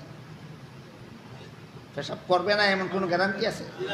পায়খানা করবে না এমন কোনো গ্যারান্টি আছে? খাওয়ার জন্য কানবে না এমন কোনো গ্যারান্টি আছে? অগত্যা আপনি 12 রাকাত তারাবি পড়ছেন, 13 রাকাত তারাবি পড়ছেন, এমত অবস্থায় আপনার কুলের 6 মাসের শিশু বাচ্চা পেশাব করে দিন। আপনার নমাজের কি উপায়? আপনার সাইটম্যানের নমাজের কি দশা? আপনার মসজিদের কি দুর্দশা? কাজেই 6 মাসের শিশু বাচ্চা কুলে নিয়ে বাবার জন্য মসজিদের জমাতে শরীক হওয়া সম্ভব নয়। বাধ্য হয়ে সন্তান রেখে আসতে হবে ঘরে। বাধ্য হইয়া আপনি যদি শান্ত মানে তারাবির নামাজ বলেন আর 5 বেলার নামাজ বলেন, মসজিদে যদি জমাতের সাথে নামাজটা শান্ত মানে পড়তে চান, বাচ্চাটা কুলে নিয়ে মসজিদে যাওয়ার উপায় নাই, বাচ্চাটাকে ঘরে রেখে আসতে হবে। কার কাছে? তার মায়ের কাছে। কার কাছে? এবার আপনার 6 মাসের শিশু বাচ্চাটাকে ঘরে তার মায়ের কাছে রেখে আসলেন, বন্দরবাজার মসজিদের ইমাম সাহেবের পিছনে 20 রাকাত তারাবিহের নামাজ পড়া শুরু করলেন। আমার বাচ্চাটা পেশাব করে দিল কিনা, আমার বাচ্চাটা পায়খানা করে দিল কিনা, আমার বাচ্চাটা খাওয়ার জন্য কান্নাকাটি করতেছে কিনা, আমার বাচ্চাটা না খাইয়া ঘুমাইয়া পড়তেছে কিনা, এমন কোনো টেনশন থাকবে? কেন? মায়ের দেখাশোনা। তাইলে আপনি যে ইমাম সাহেবের পিছনে 20 রাকাত তারাবি পড়লেন 1 ঘন্টায়, আরো এশার নামাজ পড়লেন আধা ঘন্টায়, 1.5 ঘন্টা যে নিশ্চিন্ত মানে জমাতে নামাজটা পড়তে পারলেন, কার কারণে? মার কারণে। মা যেহেতু আপনার 6 মাসের শিশু বাচ্চা দেখাশোনা করে, এই জন্য বাচ্চার ব্যাপারে আপনার কোনো টেনশন নাই। আপনি টেনশন মুক্ত অবস্থায় মসজিদে এসে জমাতে নামাজ পড়তে পারলেন একমাত্র বাচ্চার মায়ের কারণে। আর ইসলামের বিধান হইল, একজনের কারণে যদি আর একজন একটা নেক আমলের সুযোগ পায়, তাহলে ওই লোকটা নেক আমল কইরা যে সওয়াব, যার কারণে সুযোগ পাইল সে না কইরাও সেই সব। এটা হইল পুরুষ মসজিদে গিয়া জমাতে নামাজ পড়লে যেই সওয়াব, রসুল যে বলেছেন মহিলারা ঘরের কোনায় একা পড়লে সেই সওয়াব, এর যুক্তি। এতক্ষণ আলোচনা করছি দলিল, আর এখন এর আলোচনা হইল যুক্তি।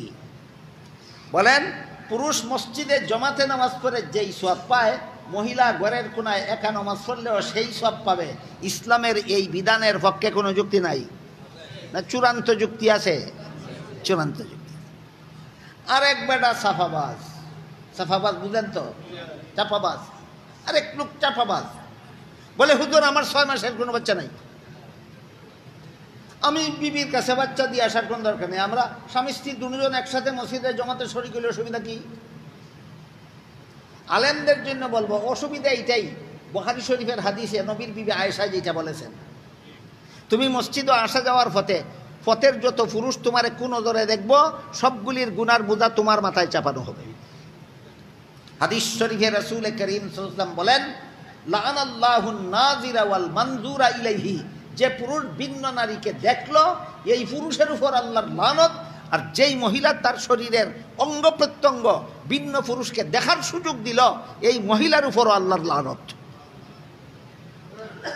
গেল এক আলেমদের জন্য জব, আপনারা যারা আলেম নন তাদের জন্য বলছি, আপনার কোনো 6 মাসের শিশু বাচ্চা নাই, আপনি আপনার বিবিকে নিয়ে তারাবির নামাজ জমাতে পারার জন্য বন্দর বাজার জামে মসজিদে অংশগ্রহণ করলে অসুবিধা কি?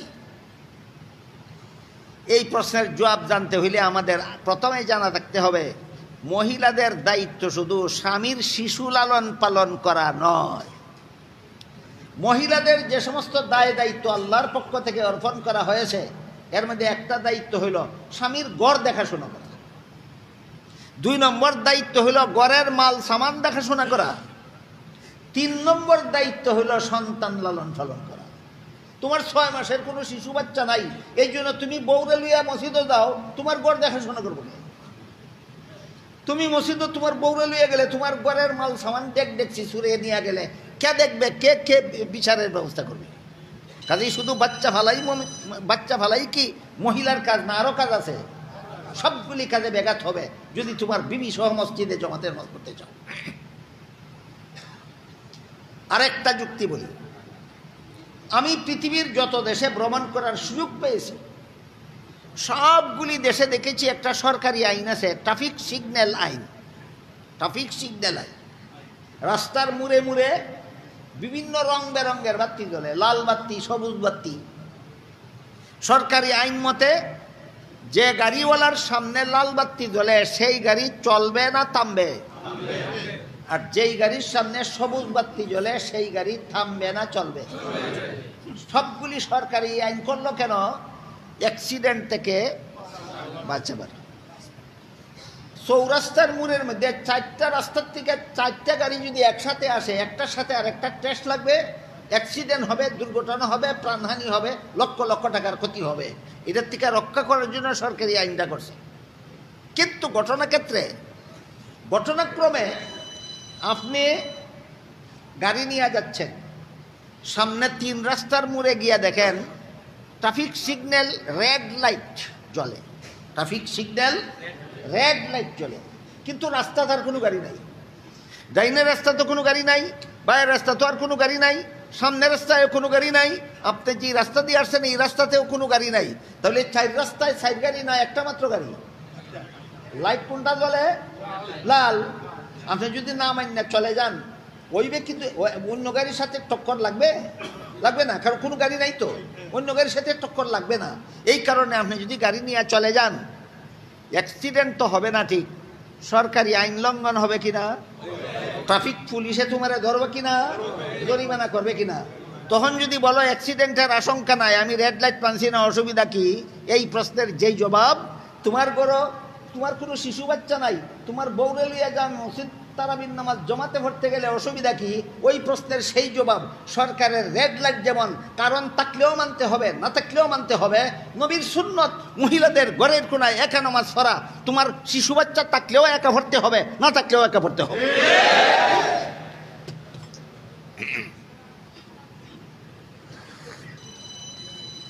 আজকে 2টা বিষয় আলোচনা হলো, একটা হলো তারাবির নামাজ কত রাকাত, আর একটা হলো মহিলারা কোথায় কিভাবে নামাজ পড়ে।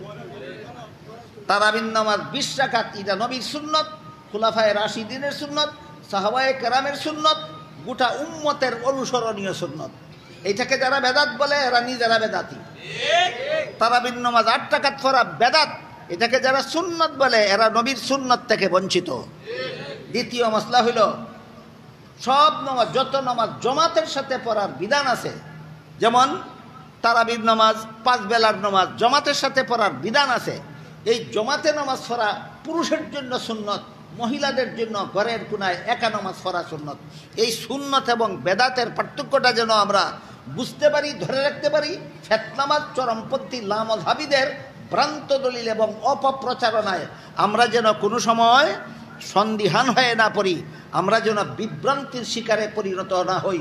আল্লাহ আপনাদের আমাদের সবাইকে রমজানের রোজা এবং রাতের তারাবি এমনভাবেই আদায় করার তৌফিক দান করুন যার দ্বারা আমাদের জীবনের সমস্ত গুনাহ মাফ হয়ে যেতে পারে।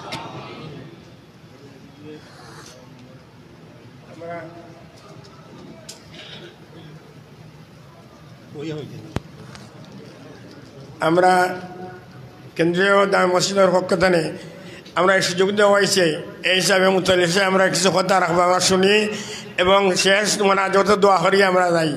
বসো গেছো। বিসমিল্লাহির রহমানির রহিম। আসসালামু আলাইকুম ওয়া রাহমাতুল্লাহি ওয়া বারাকাতুহু। সম্মানিত মুসলিম একরাম, উলামা একরাম এবং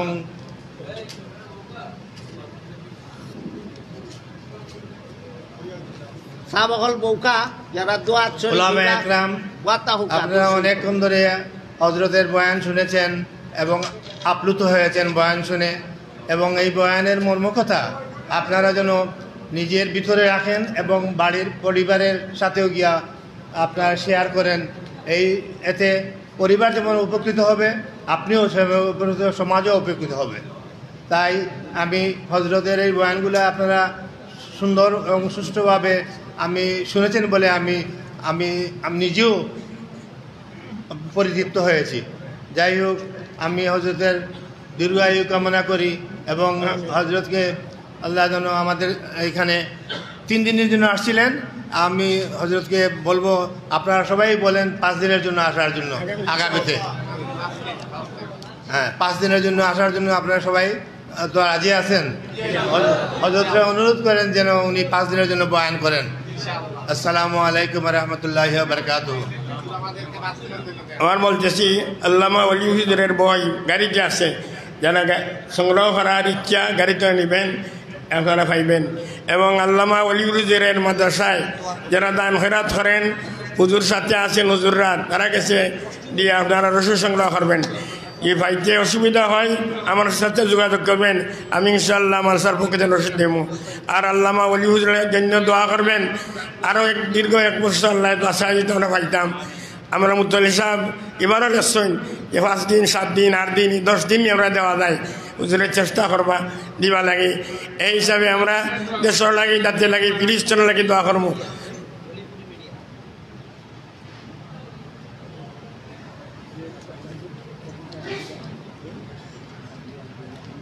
সাহাবাগণ প্রতি বছরই আপনারা 3 দিন থেকে আরও বাড়ানির কথা কই, আর আমিও চেষ্টা করমু কই, কিন্তু দুঃখের বিষয় আমি চেষ্টা করিয়া কুল পাই না। কতবাই একা মানুষ কতবাই যাইমু, তারপরও আমি জানি আপনারা আমারে বেশি মহব্বত করুন।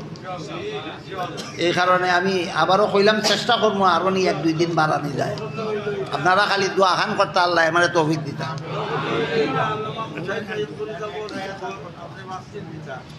আর একটা কথা কইতাম সালাম, আপনারা হয়তো অনেকে জানেন, অনেকে জানেন না।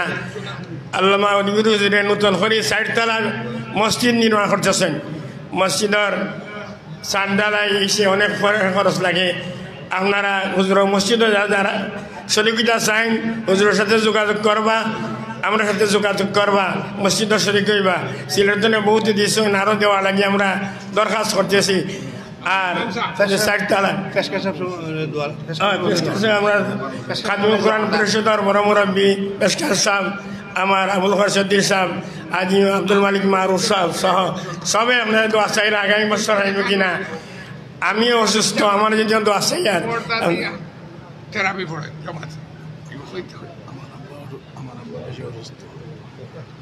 সাহাবাগণ আপনার পক্ষ থেকে 2টা প্রশ্ন করা হয়েছে। একটা হইল বর্তমান হারামাইন শরীফে এবছর তারাবি 10 রাকাত ও বিতির 1 রাকাত পড়া হচ্ছে, এটা কোন হাদিসের ভিত্তিতে? এটা একটা হাদিসের ভিত্তিতে হয়েছে। হাদিসটার নাম হইল মন গড়াতুল হাদিস। এটা একটা হাদিসের ভিত্তিতে হচ্ছে। হাদিসটার নাম হইল মন গড়াতুল হাদিস। বুঝছেন নি সব? মন গড়াতুল হাদিস। বর্তমান সৌদি সরকার সালমান নি আমরা দেশে একজন মহাপুরুষ আসলা সালমান এফ রহমান, এক ক্যাটাগরির। বুঝছেন নি সব? আমরা দেশে একজন মহাপুরুষ আসলা সালমান এফ রহমান, আর বর্তমান সৌদি বাদশার নাম সালমান। নাম হয় এক, ক্যাটাগরিও এক। নাম হয় এক, ক্যাটাগরিও। হ্যাঁ, সিনেমা হল স্থাপন করে পবিত্র সৌদি আরবে। বেটিন দে বেফর্দা করিলাম। ইসরায়েলের সাথে তার বন্ধুত্ব, আর ফিলিস্তিনিদের সাথে তার দুশ্মনী। এই বদিনে কে 10 রাখাত আর কে 1 রাখাত, কে ফরা আর না ফরা, হে তো হল তুই সমান। আরেকটা প্রশ্ন করছেন আপনারা, আমার বাড়ির পাশে মহিলা মাদ্রাসায় মহিলাদের তারাবির নামাজ জমাতে আদায় করা হয় এবং সেখানে 2 জন পুরুষ হাফিজ সাহেব তারাবি পড়ান। এটা ইসলামের দৃষ্টিতে কতটুকু সঠিক? এই 2 জন হাফিজ সাহেবরে লইয়া আপনারা দরগা মাদ্রাসার মুফতি সাহেবের কাছে যাওকা। মুফতি সাহেবে কইয়া দিবা তারা কত বড় নিয়ে কি কামাই করতেছেন। ঠিক আছে নি?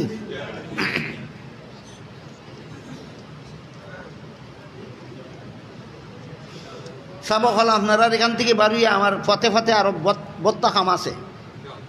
সারা খাম সারিয়া গিয়া আমি সেহরি খাইতাম, খাওয়ার টাইম থাকবো কিনা সন্দেহ আছে।